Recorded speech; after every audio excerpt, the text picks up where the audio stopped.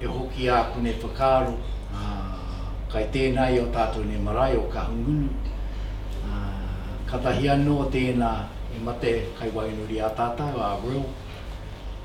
Koe nā te take ka riko nei te tehe o ngā pononga mai a rā kai pāka, no reira kai te mihi, kai te tangi.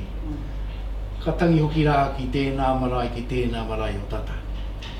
Rātou I takahia I tērā te ara whānui a tāne ki te wāhi e kore hoki mai. No reira rātou ki a rātou hoki mai rā ki a tata. Te pito ota, pito ora ki te pito ora. No reira tēnā koutou, a tēnā koutou, a tēnā koutou katoa.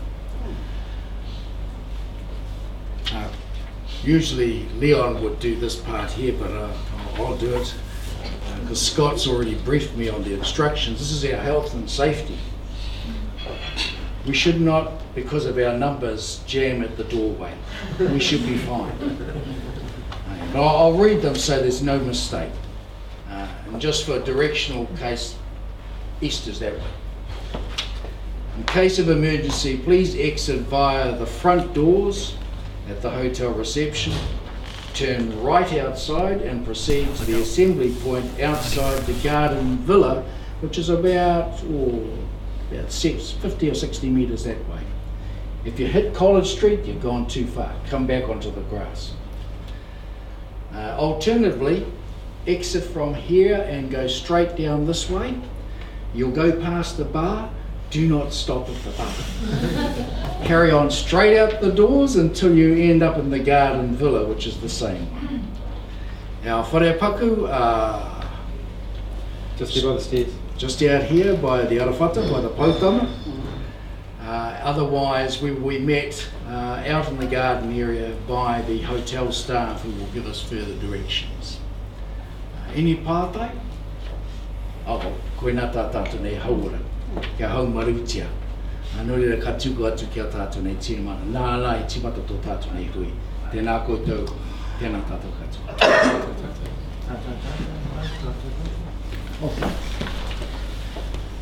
Tu tira mai ngā iwi, tātou tātou e. Tu tira mai ngā iwi, tātou tātou e. Pai a te maramatanga, me te aroa iwi. Kia tauputahi, kia kotahi rā, tātou tātou e. Tātou tātou e. Ia wei. My name is Leon Symes, the Chairperson of Tātou Te Wairoa Trust, and I welcome you all here today to our Watch Out presentation, as well as to engage with the trustees who are present here today regarding the two particular topics we came out and seen you in August about in relation to asset arrangements and governance representation. So welcome. Part of today's presentation is a short presentation that's reflection of what's in the booklet. A little bit of a Q&A session, any questions you may have come up through the presentation, as well as what you've read so far in the booklet, and then we'll have a cup of tea and we'll get you to introduce, we'll get you to interact with the trustees. So the first thing I usually do is to get the trustees to stand up and introduce themselves. Also, I'd like to introduce Koji Huata, who's on the Kaumātua Kāhui. I'd like him as well as to introduce himself. The committee and the trustees are working closely together to make sure that we're working through this particular work. So I'll get the trustees to introduce themselves and the particular clusters that they represent. You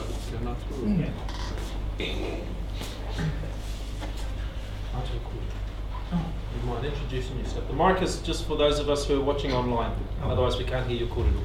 Kia ora koutou, Koji Huata tōku ingoa. No, hene manu. Kia ora. My name is Mauri. I'm one of two trustees from Whakaki Nui Aru. The other trustee who's back at home is Heta Kaukau. Ngā mihi nui ki a koutou, ko api apa Kāwhini au. I'm one of the two trustees for the Wairoa Waikaremoana Māori Trust Board. representing Edipiti, Te Rainga, Pūtahi and Hinimihi Marae collectively. Kia ora koutou katoa. Oh, sorry, and our other representative is Richard Nenia, who's not here today. Kia ora tātou katoa, ko hui hua te tōku ingoa. Ko au tētahi kaitiaki mō te kāhui ngā tokorima hina manuhiri, ko Carmen Mauri tētahi atu kaitiaki. Kia ora koutou. Kia ora, I'm Moha Manuel. I'm trustee for Te WHAKATOPU Cluster 1. Thank you. Along with myself and Moana Ronga, we're the two representatives for Ronga Hini Nai Tarakato. So that's just an introduction of our trustees. So we encourage you after you watch the presentation, the Q&A, to approach the trustees directly to have a conversation with them regarding, it may not be what's going on at home, related to what you've seen and read in the booklet, but it's just to create that engagement and connection with the trust. We're here representing you. We want to make sure that we engage with you and get you involved. In particular, this is quite an important bit of work we're going through currently, but we need to make sure that when we're engaging with you, we get your thoughts are accurately reflected. So we're hopefully today, the presentation and in the booklet is a reflection on the feedback you gave us in August. Hopefully it is accurate then. We want to make sure that we are moving forward in a direction that everyone is comfortable with. If there are things that need to be changed, there's some key questions at the back of the booklet that we want you to look at and focus on. So that's where we want to focus your feedback on. But without any further ado, since health and safety has been completed, we'll step into the presentation and then we'll work our way through the booklet after that. Go on.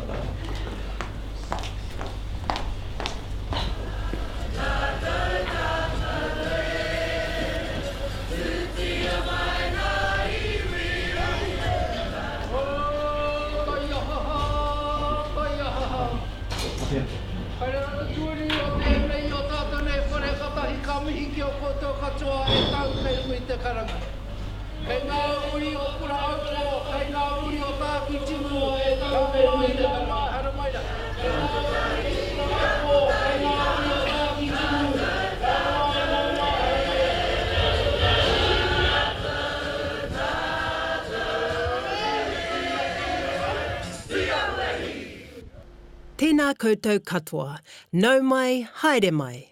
Thank you for joining us today in our second round of Engagement Hui to plan for our prosperous future.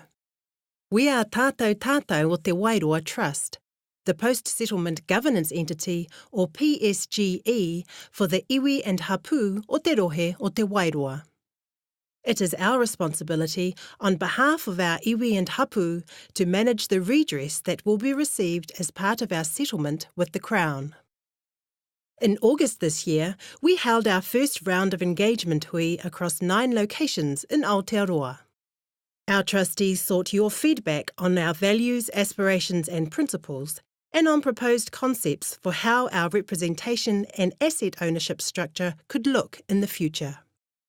It was great to see so many whānau participating, and new faces too, with many tuning in to watch the live-streamed videos and sending us their thoughts online.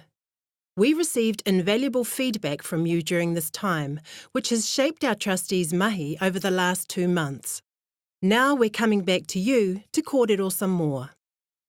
Today's hui is an opportunity to hear more about the feedback you have provided so far and to talk through our refined values, aspirations and principles and models for representation and asset ownership. We want to know if we have heard you correctly and if you agree with the proposals we present. What you tell us during this hui is critical to help shape the thinking on our future representative structure and about asset ownership arrangements. The presentation covers the key points in your information booklet. Following this presentation, we will have 30 minutes for you to ask any questions you may have.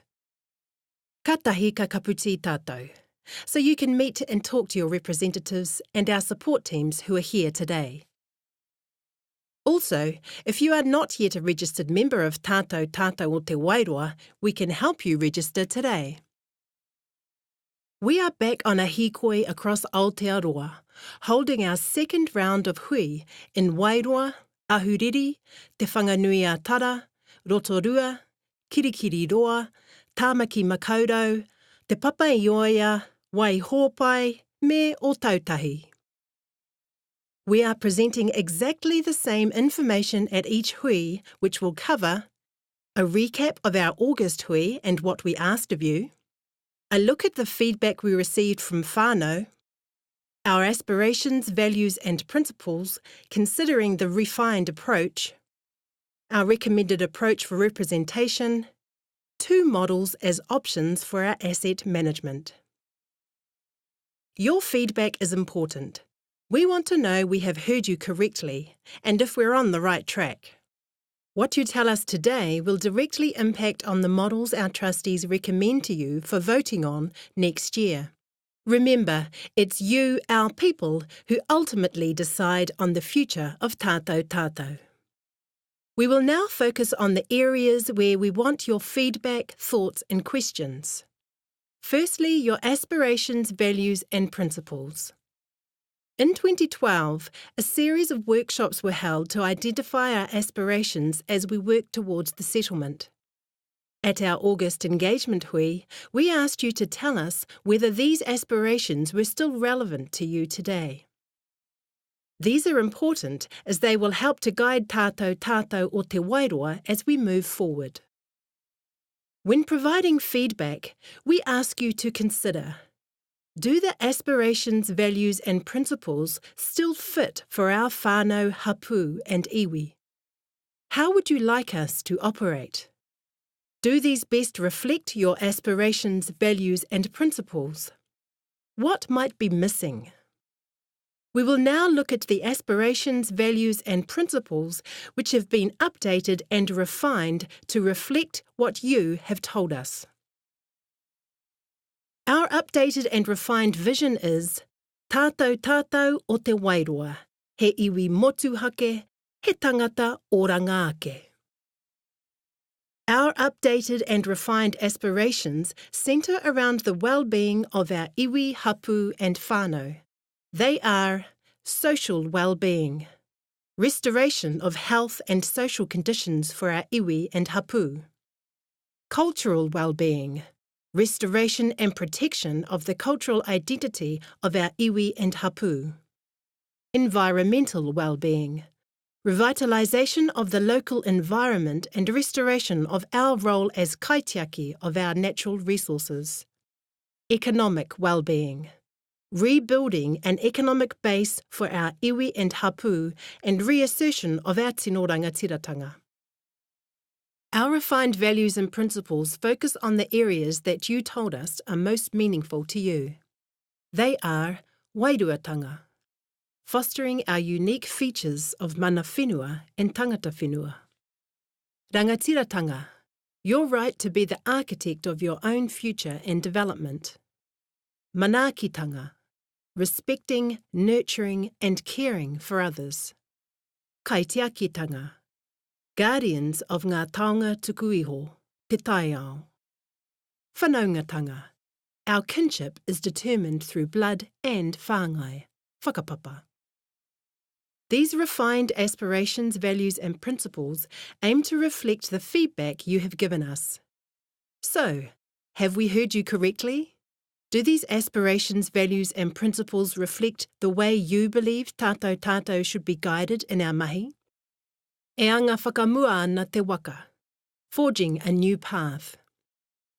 We will now look at the refined models for our future representation and 2 models as options for our asset management structure.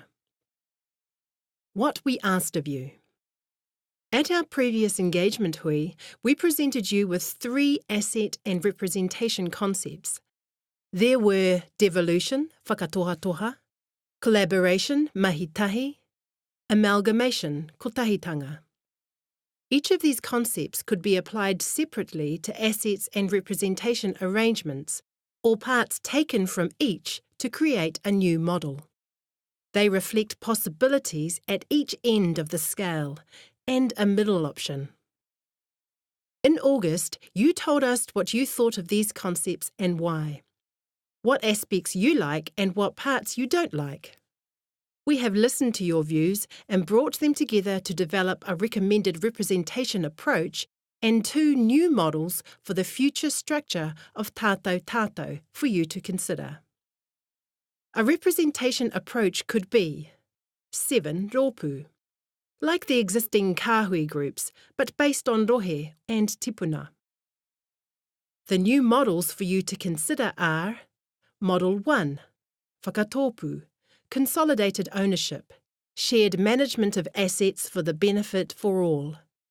Model 2, KANORAU, diversified ownership. RōPU owns some assets and tātou tātou owns some assets. We will now talk more about each of these options. From your feedback, many whānau want to continue on the path that we have forged through the settlement process so far, being grouped by kāhui or clusters of hapu for representation, then coming together under one umbrella group. After considering your feedback, the initial trustees recommend the following representation approach for tātou tātou o Te Wairoa Trust. 7 rōpu, like the existing kāhui groups, but based on rohe and tipuna. This means that each rōpu will include hapu that whakapapa to that tipuna, and marae that are based within that rohe. Each rōpu would elect its own 2 representatives, including at least 1 ahika as trustees for tātou tātou. You would choose 1 rōpu for the purposes of voting to elect your trustees. You can also list other rōpu as part of your registration with tātou tātou if you have a whakapapa connection to 1 or more hapu within those other rōpu. We also need to decide if there should be the option for a rōpu to leave tātou tātou o Te Wairoa if it decided that it wanted to be independent. If our people want this to be able to happen, the tātou tātou trust deed would need to be amended. This would be done as part of the vote early next year on the structure of tātou tātou o Te Wairoa Trust.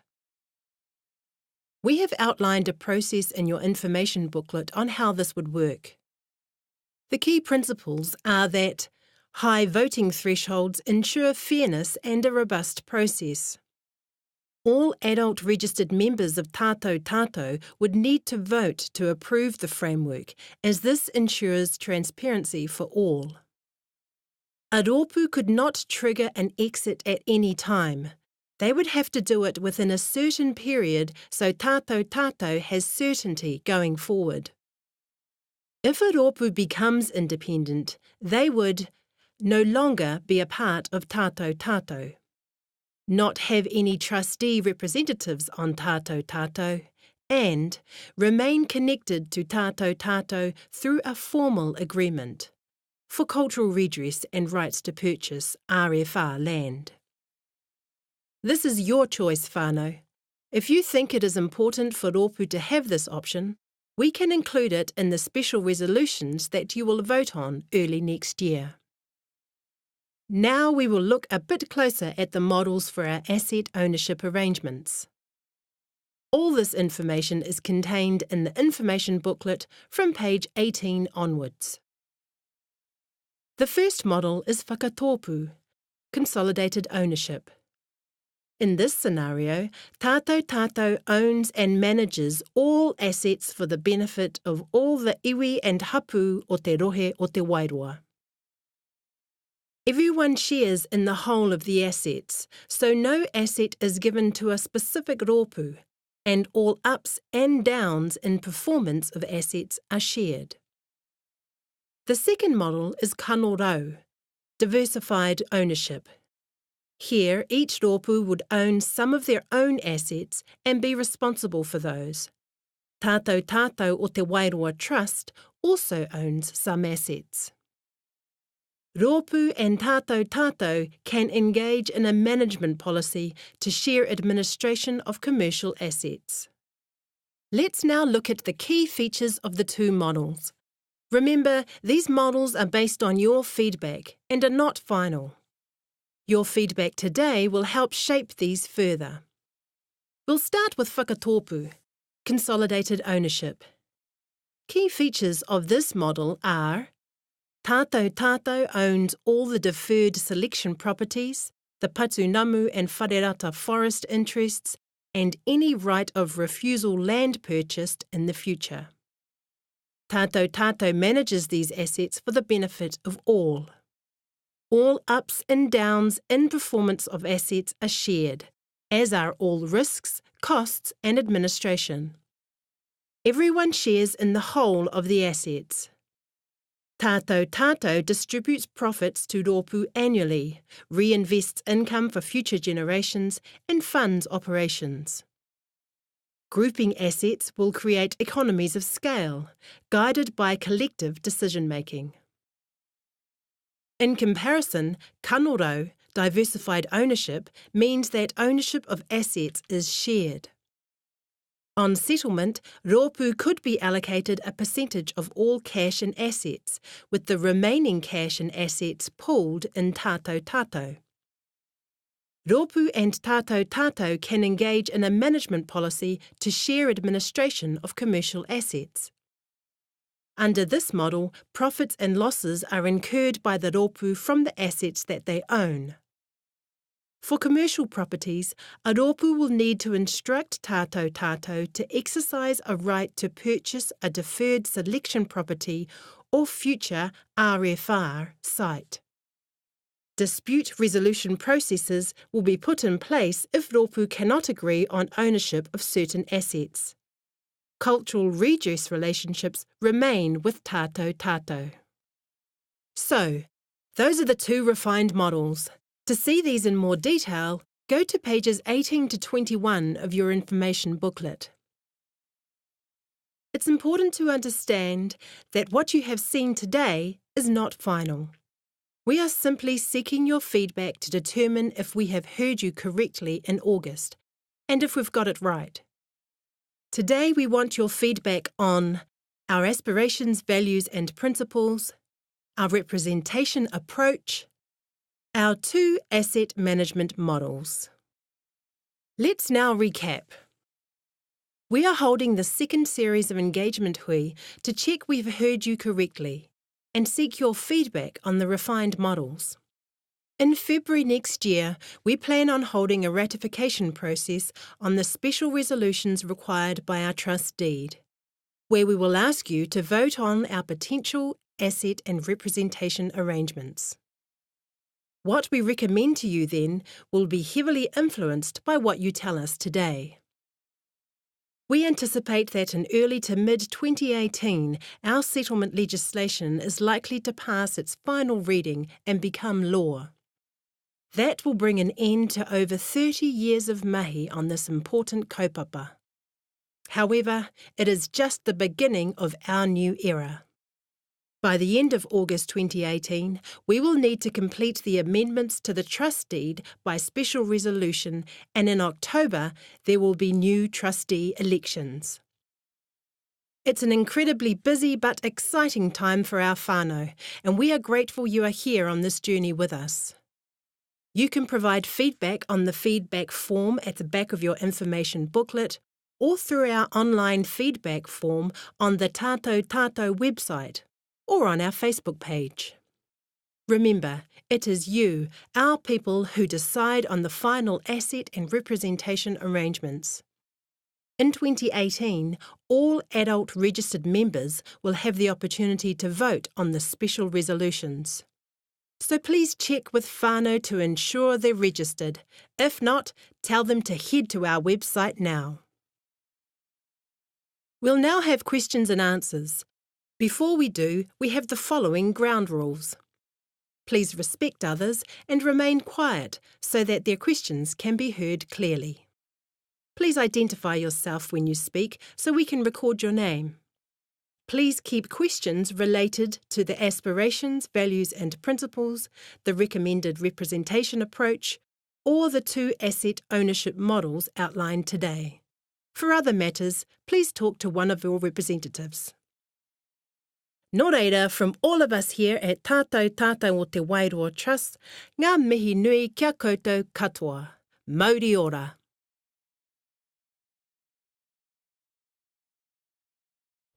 Mauri ora. Thank you, whānau, for listening to our presentation, as well as hopefully you've got some stimulating questions that may have jogged your memory or want to ask of us.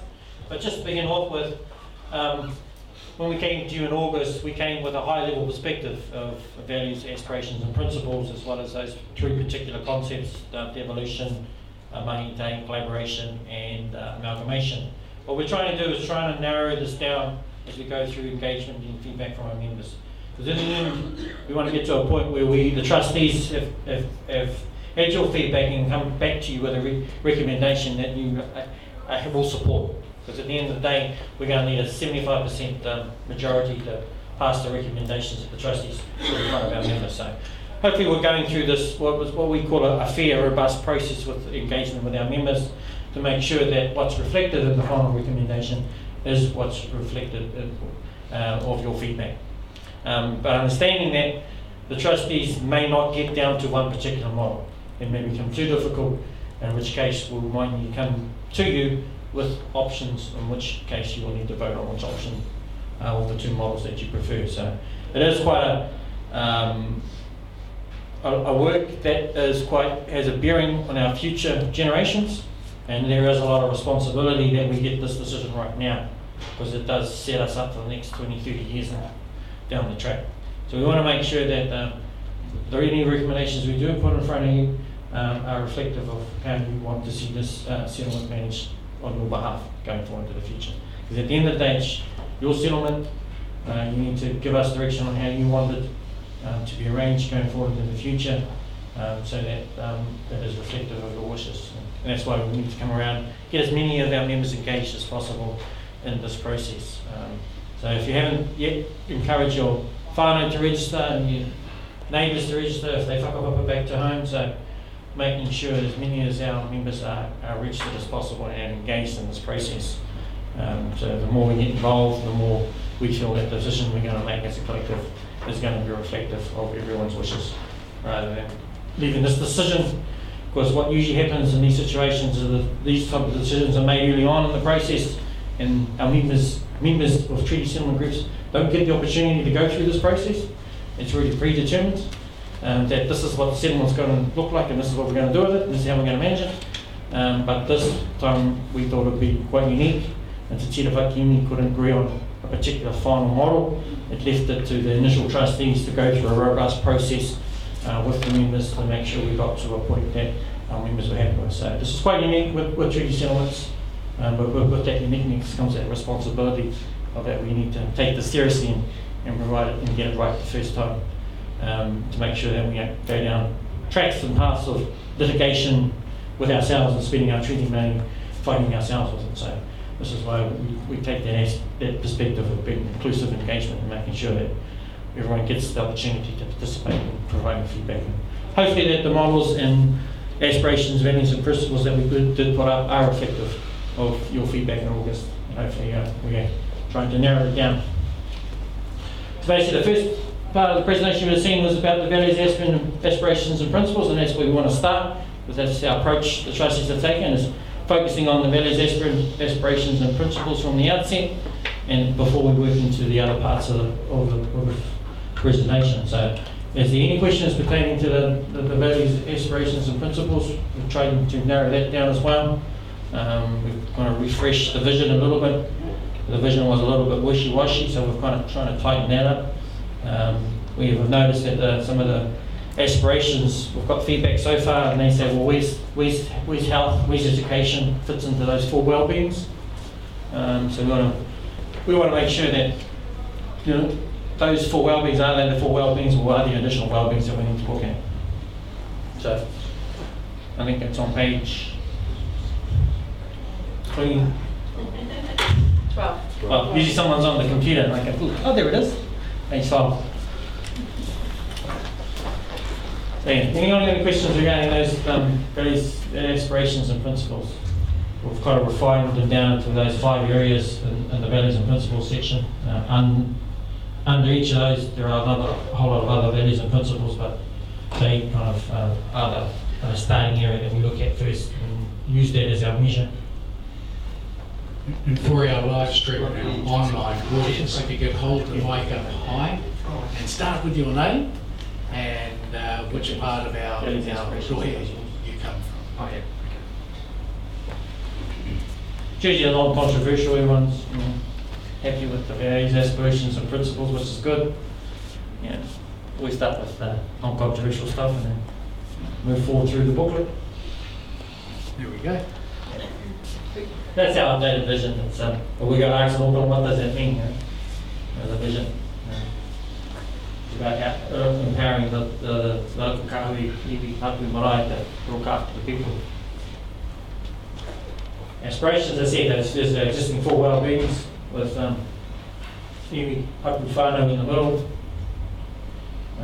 Where's health and where is education, so there have been 2 other well-beings they taught. Maybe on their separate. Just on that one there, just tell us whether or not that has any ring for you. Does it cover everything you feel is a priority and important for us? Any questions or any queries or something you might want to add to that? Perhaps we've missed something.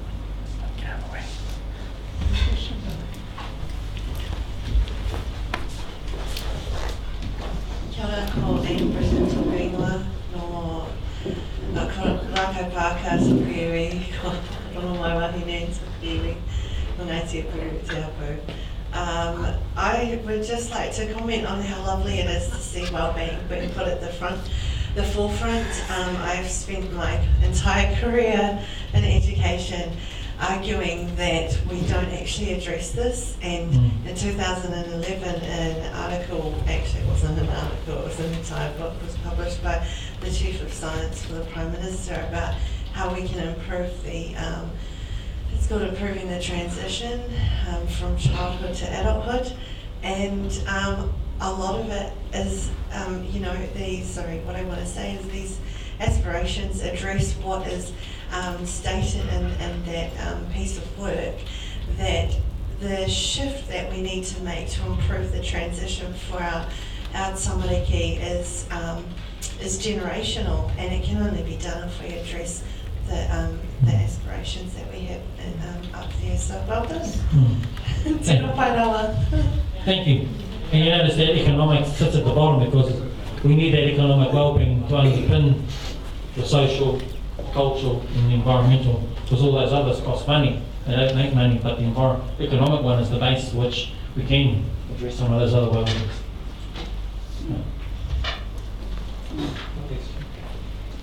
Yeah, values and principles, it is those are just the 5 key areas that we talk. Some feedback we got was particularly starting to group them in. There was just a lot of them up there, and how would it be easier to look at them grouped together. I think we had about 40 grouped up. So this way we have got about 5, and then they can look at them, and now how can we then determine how can we measure ourselves against these? Because at the end of the day we want to put the whānau, so people as the focus, not the organisation itself or the image, about how to improve the lives of our members. And we did some governance training this year with the whare hokoka, and they said that the best thing to do is lift the disposable income of whānau. If they've got more money, they've got more resources to spend on the well-beings to help them. What we're really saying here around values and principles, it's something that you're able to hold the trust to account, or the structure, whatever that might look like. So the way they behave, the way they speak, the way they think needs to accord with these values and principles.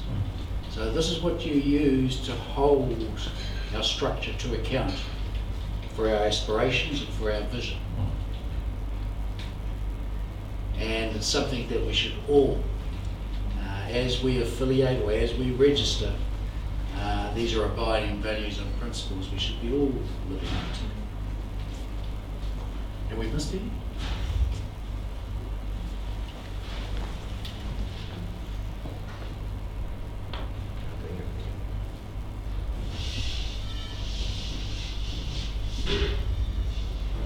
say this is under refinement, we're narrowing it down, we'll keep narrowing it down, it's always under review, it's never set in stone. These sort of things need to be developed over time.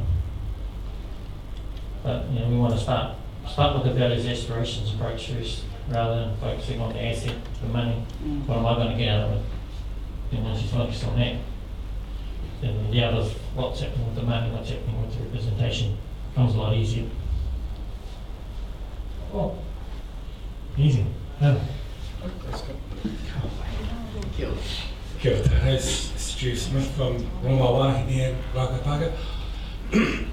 Look, I've been exposed to a lot of the, especially organisations that talk about aspirations and values. But can you tell me, going forward, how you would operationalise this? Because we can talk a lot about values and we talk a lot about directions and everything else, but I mean, to translate that into the beneficiaries here, what's the plan going forward? How are you going to operationalise these? Because you'll act as a governance group, and so there'll be some level, so this will now have to be put in place in an operational fashion. So it's easy for a beneficiary like me to hold you account, but ultimately it's whoever's going to be doing the money at the end of the day. So first of all, there's probably two parts. There's these values, aspirations and principles that are going to guide us through this work plan process, which is hopefully what's reflected in this. And then when we get to the end, it's those same principles and values that are going to help shape the structure of the entity when it is finally decided and recommended. So those then will get then reflected into the operational policies that that particular entity, whoever it may be, structure and formulate itself to make sure it's reflective of that. The reflection down into potentially, we had a question in Hamilton regarding OSH and forestry. You know, what's our principles with the use of forestry practices affecting the environment, affecting the workers? Those sort of principles, we need to then make sure they're reflected in whatever we're doing in terms of on the ground stuff. Just for that, so once you've come back after the consultation period, and then there's obviously going to be a vote, what's the timeline do you see in terms of the operational plan or looking at recommendations to operationalise this? Are we talking about 12 months? Are we talking 18 months? Yeah, so back on the timeline, we have to do, get the vote to make the changes of the recommendations, and then we need to formalise those recommendations in terms of changing the trustee. And back in, we've set out to August next year, when we're going to come back to you again with another vote to change the trustee, and then from that point on, we would know then what the final structure looks like. So if it is from now, I'm guessing 18 months, we get down to that step, that detail you're looking at, time we get to know basically who's staying together with Tata, who's not, what does it look like going forward? Because we don't have a lot of certainty yet, because we've got to go through this work plan process with our members to decide on what that final asset arrangement, governance representation model looks like. Yeah. But we could set something up, but it may not be reflective of the vote in the end. So the trustees have kind of got some operational policies going, just to able to operate. But any detailed long-term visions, long-term 5-year plans, those sort of 30-year plans, we have to look at as well.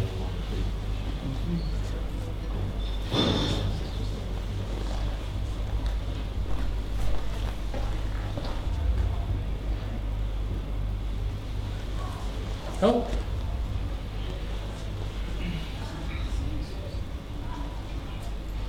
So just moving back into the representation stuff, which is the next aspect in the booklet that's up for this, we want your feedback on. We know that the KANORAU approach has worked well for us up to this point through the Cheetah days. But there are some refinements to do with that KANORAU approach, or RÓPU-based approach. We know it wasn't perfect. At that time, we were involved in a Crown process with the Crown and wanted a structure based on HAPU. From our feedback, we've got a lot of feedback from a lot of members saying, well, where's the Mauri's fit into this? So we kind of want to restructure it a little bit so it's more flexible for the individual RÓPU to make a decision about how they want to represent themselves, whether it's HAPU based, whether it's Mauri based.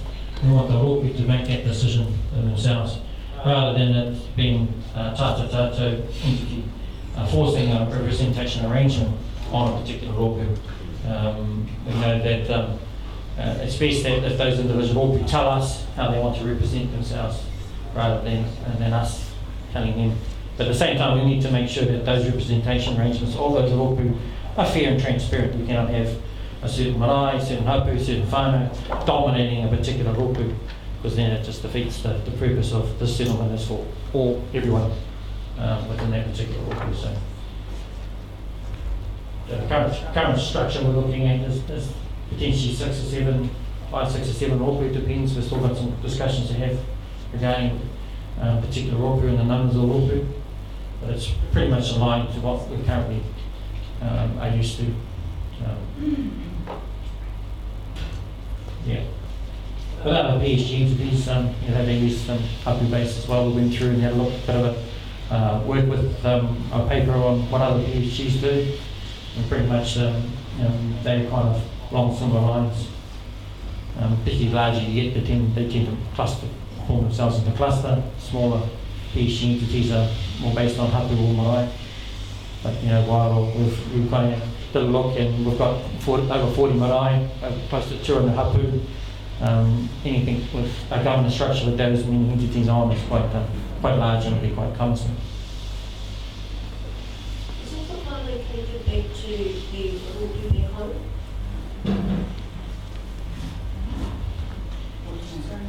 Like contact details of the trustees at home, the marae?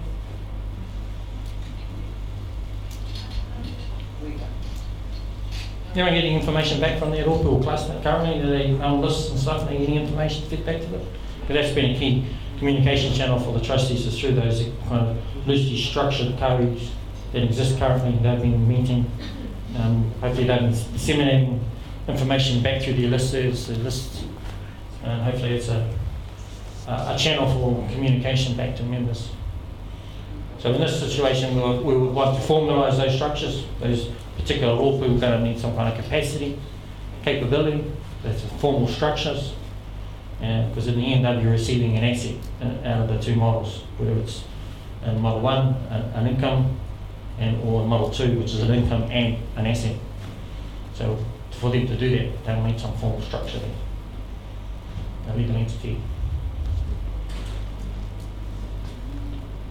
That's the independent rōpu process. We've got quite a strong feedback came through in that August around that particular rōpu may want to exit from tātou and go on their own. So we've come up with an option on page 17 of the book. You'll see an outline of a process, how we think that would work. But there's some key issues here to look at. How much does a particular rōpu take? One of the key questions we're asking our members is how do we attribute a value to a particular rōpu in terms of asset-wise. The assumption is that it's equal, but equal may not be fair in this particular process, particularly if a particular rōpu has a larger area of interest, a larger rōpu population base, and has a greater treaty breach. So how do you balance all that up with all the individual rōpu? That's one of the key sticking points with the trustees, and something that our members are going to need to kind of grapple with in terms of, does a particular rōpu have a greater proportional share of the settlement, basically, over other rōpu.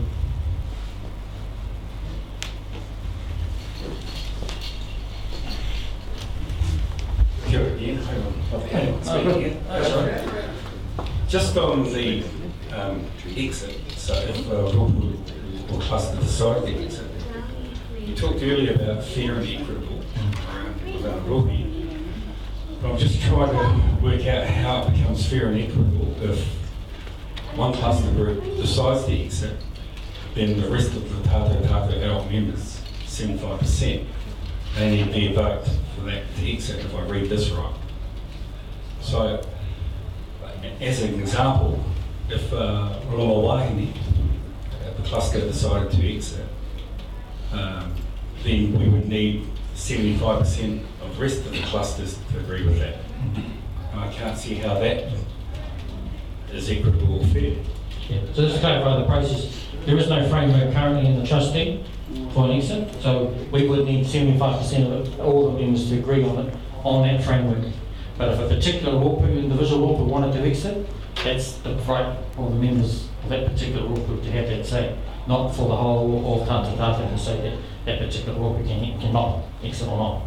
I understand that. I understand that process. I guess the concern I have is if the RÓPU, 75% of that RÓPU decided, yes, we want to become independent, then although that RÓPU may decide 75% they become independent, what I read here is that they would need 75% of the Tata Tata, that's the rest of the clusters, in order for that to be enacted. Is that correct? No, that's the deal. So your independence RÓPU vote is separate. So if the RÓPU says they want to go independent, fine, everyone respects that, because at the beginning we all agreed to insert the independence clause or framework into the trustee.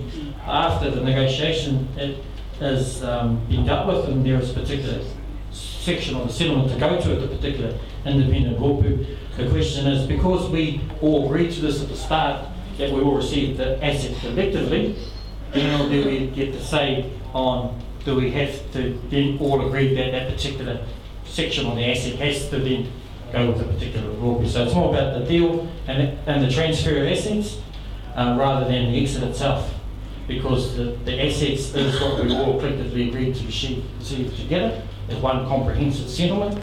But the Crown, when they saw us, they only see us as Tata Tata, they don't see the individual RÓPU then. And for us to do that, because you see in the booklet, it's kind of greyed out, we're kind of working through, do we need to go through a process where everyone has to agree to let part of the asset go? Or is it just having an independent vote and whatever the negotiated deal is, that's what they take? I guess my only observation is it doesn't seem very clear. Yeah. And in fact, this doesn't seem clear at all around that process. Yes, this would be something that we'll be voting on. Yeah. So yeah, what's in the booklet and what's presented, this is a snapshot of where the trustees are at. It's quite a difficult process that the trustees are working through. There's some quite complex concepts and process to grapple with.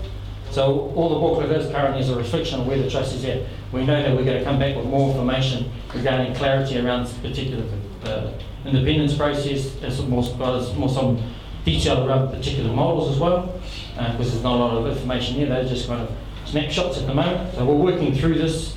But to help us move it forward, I'm coming out to get your feedback on part of these key questions at the back that will help us move it forward.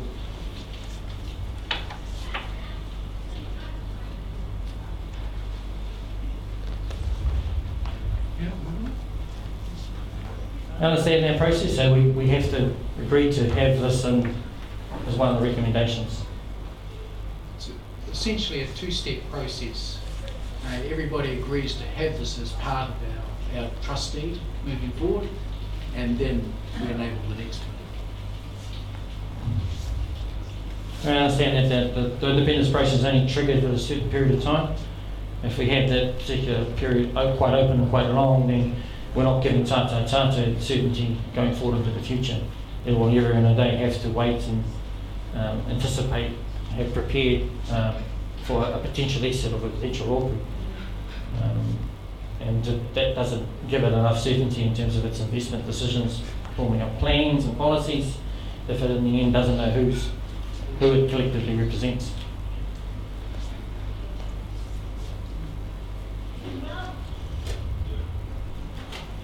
Oh, any further questions on the representation and independence process? The first two models. For model one, we understand that's consolidated ownership. The WHAKATOPU. In this particular model, the asset is owned by Tata Tata. There's no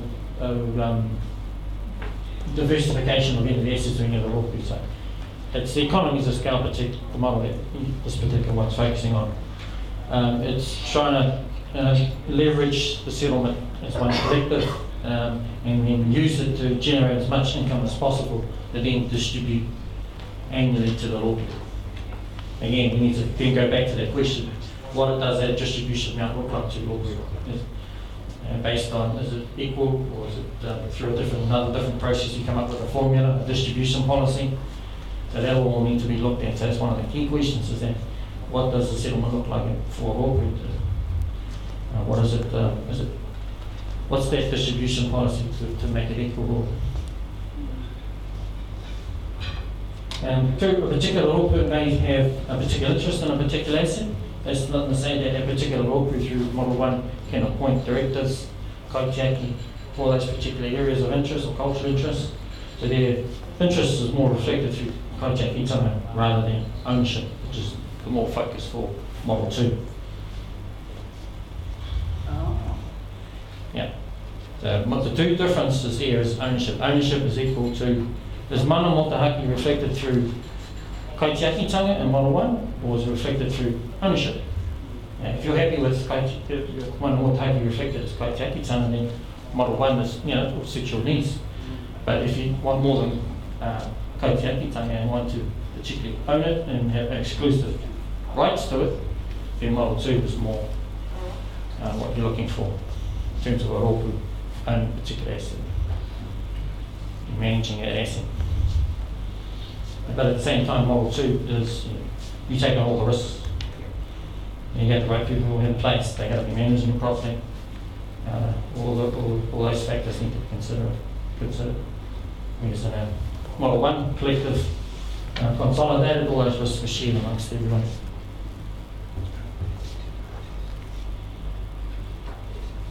The questions on Model 2, it's quite a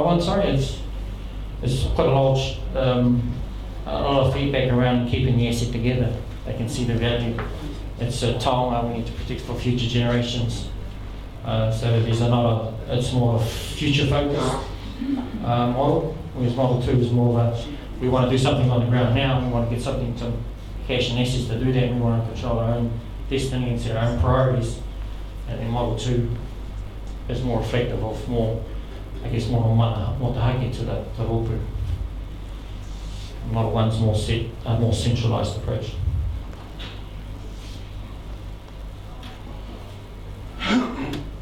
Model 2? Yep, Model 2.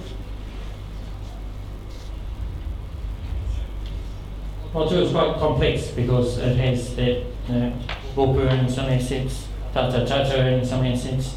There needs to be some kind of formalised agreements between the two because we need to know where their line stops and where Tātou stops.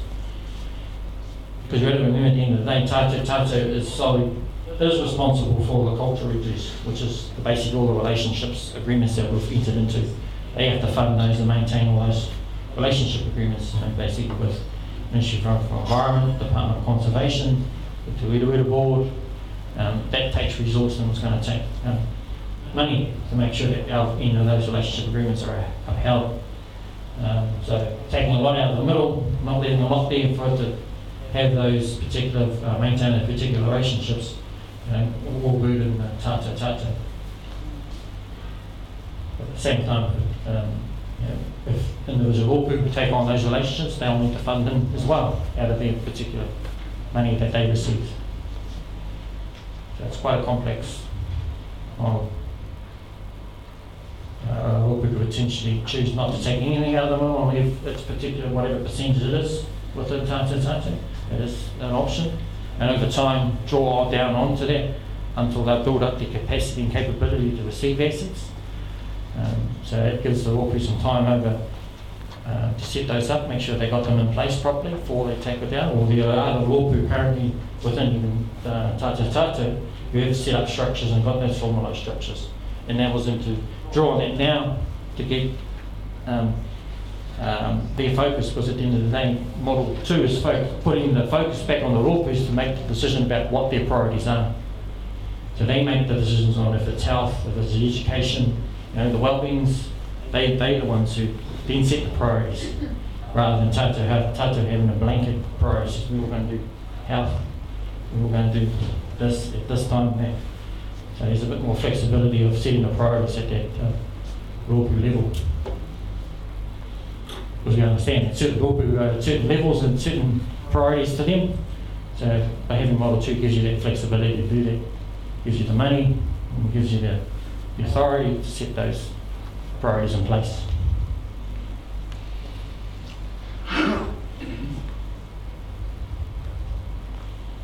And certain models are quite diverse in terms of one end of a spectrum to another when it comes to assets.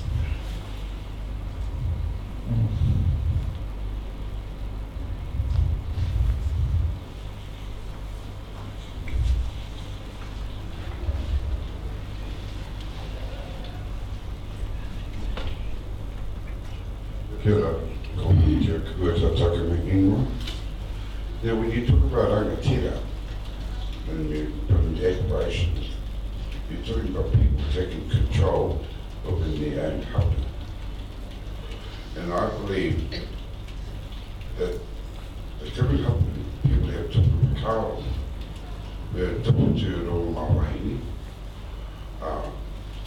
In Manihiri, we might have different aspirations. You can generalise the aspirations, but our economic plan can be totally different to that of RÓPU. And out of the two models, they both don't look good to me at the moment. Because you got in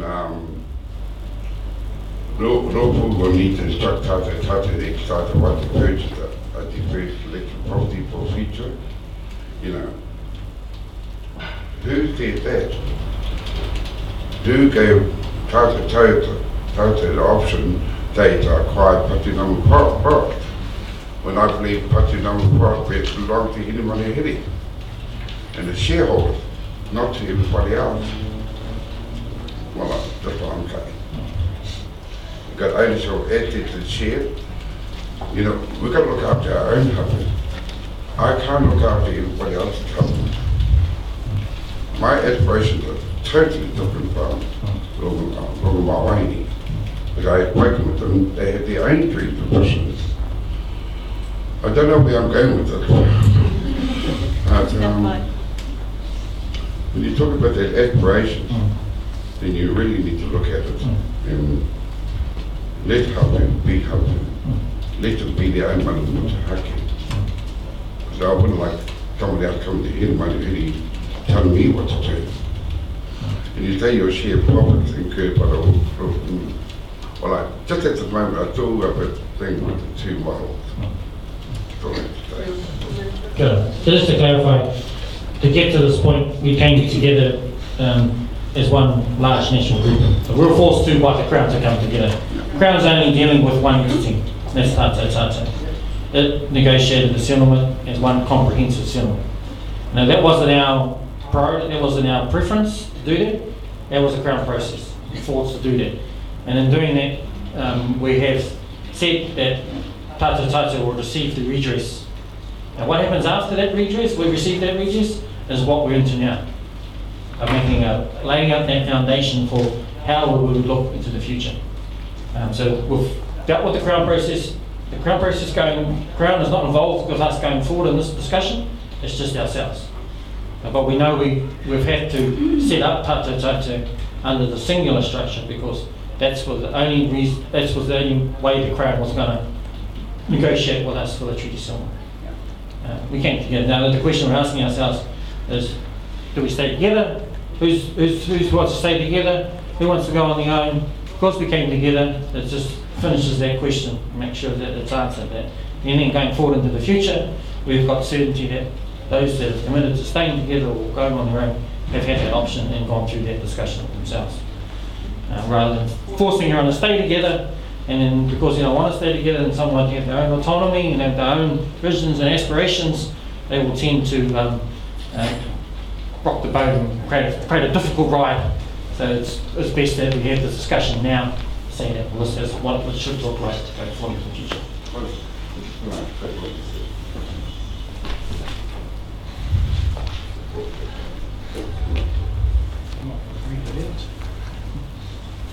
Well, I'm afraid at the moment I belong to another trust, and what has happened is a lot of hapus are not being heard. You know, we're experiencing that now. And it all depends who the trustees are and how much power they have. If you don't have any influence in their trustees, well, I experience it. If you don't have any influence, you don't get what you want. And unfortunately, a lot of our people, they miss out, and they do. That's the reality of a lot of trusts. your husband can be pushed aside as a personal grievance or whatever. That's what we don't want to get into when you make one whole trust. So that's why we've asked that conversation to be had with those RÓPU now, or those clusters now. They have those conversations amongst themselves as well as amongst their neighbours. To come up with an agreement amongst themselves. Who do they represent? Who are they? Who are the tipuna? What's their lohi? What's their marae? What are the hapu they include? And then tell tata that. Like I said before, not for tata to tell you, because that's what would happen to the Crown processes. The Crown was telling the tira to tell the hapu. That's what it looked like. But this time around, we're flipping it around. So the responsibility is up to those individual hapu to be clear on it. So we have an online question. Explain the taxation implications of Model 2 and RÓPU independence. Because we only negotiated one comprehensive settlement, and because the Crown only recognises one entity, the Crown never realised or gave dispensation for any other entities that sit underneath or within Tata Tata. So if we were to devolve any assets through the independence process or through the Model 2, there will be some tax implications. But in saying that, we've got some smart people around who can then come up with a particular structure, which we haven't gone down further into depth, to minimise that tax implications. Usually you can, through the negotiation process, you can negotiate exemptions to any asset transfers to those entities, but the Crown never allowed us to do that, because it was only dealing with one entity. So it's just an unfortunate outcome of how we got to one comprehensive settlement. And in saying that, we can think of, we've got some clever people now in those high places, and taxes and accountants and lawyers, and surely we can come up with some kind of structure that if any of those particular assets were to be involved. But the key is we don't want to be spending our settlement money on tax, which is just giving it straight back to the government.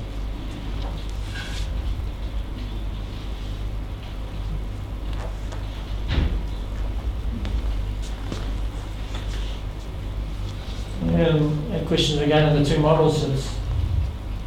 Hopefully it's reflective of everyone's feedback. You usually get, oh, my feedback's not reflected in that, but we'll try our best. As I said before, it's not easy to have this discussion, but it's a discussion that we need to have now. If you don't have it now, it gets difficult when the money comes in, and there's a lot of other people who think you're upset because it isn't structured in a way that they envision it to be, because there have been a number of settlements members have gone down this process, and then what comes out the end is not what they thought was going to pop out, and a completely different animal or beast pops out, and that's when it creates some problems.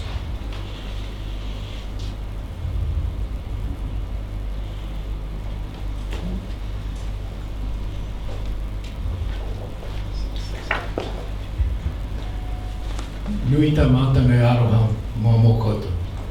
And in the space of about 40-45 minutes, you come through the door, you sit down, we hit you with a presentation, and then we say, what questions have you got?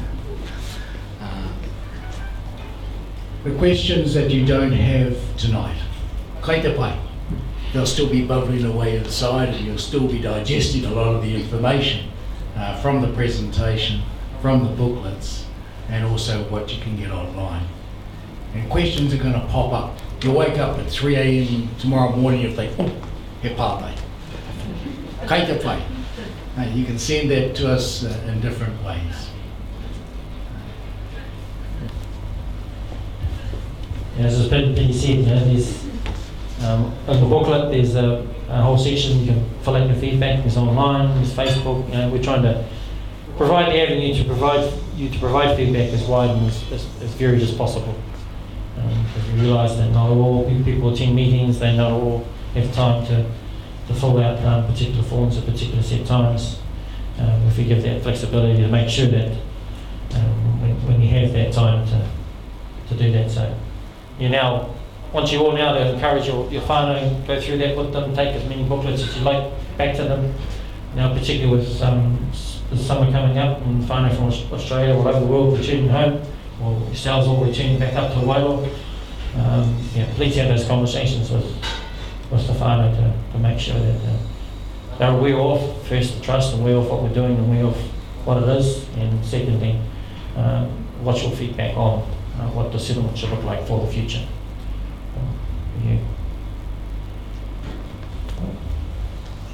And if you've got other whānau down in Christchurch, or in Invercargill, 1 p.m. Yeah. in Invercargill. Yeah, 1 p.m. in Invercargill, 10 a.m. in Christchurch, tell them you'll be watching on the live stream to make sure they are there. They're not dead. Look out.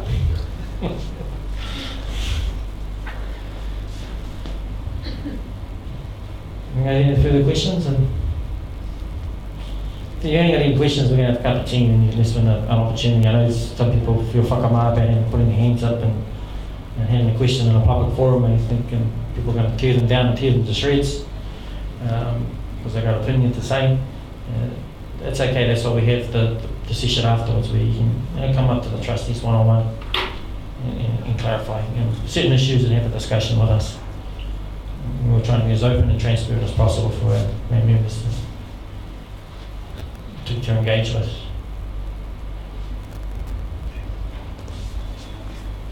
Oh, there's no further questions? Or anyone want to say anything? And then we'll break our little cup of tea and then we'll have that cordial. Must be to be.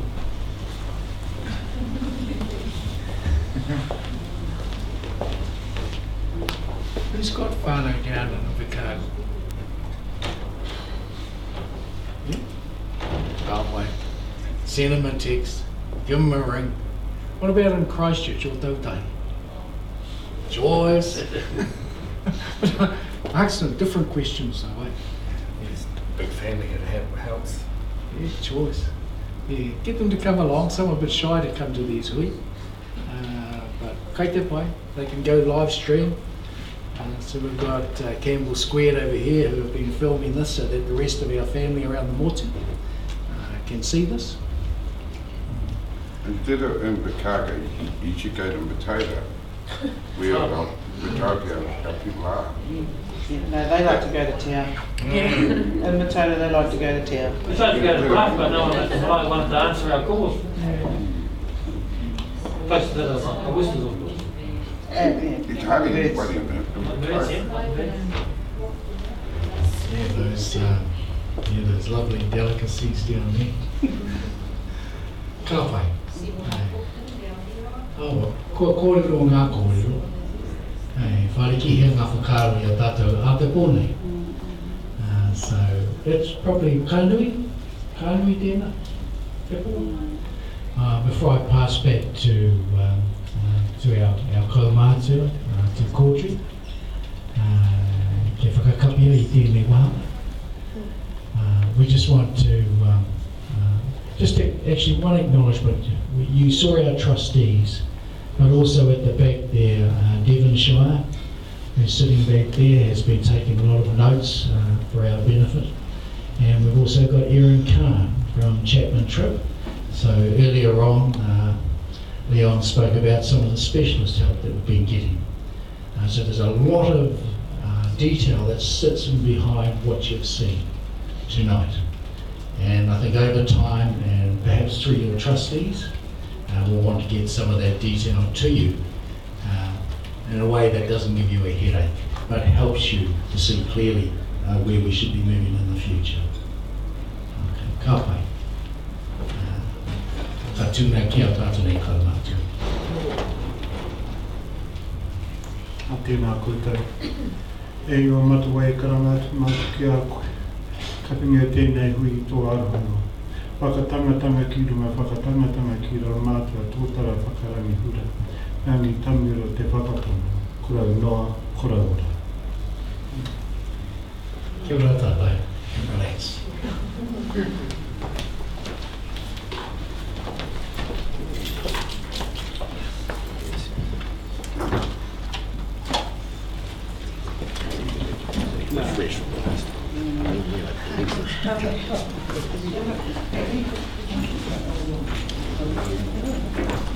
players coming, Mr. Chair? Oh, it's coming.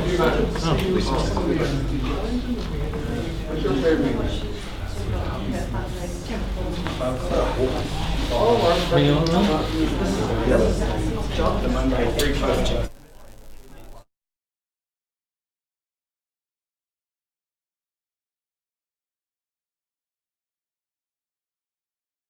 Tamu waru tapu ngā neheru.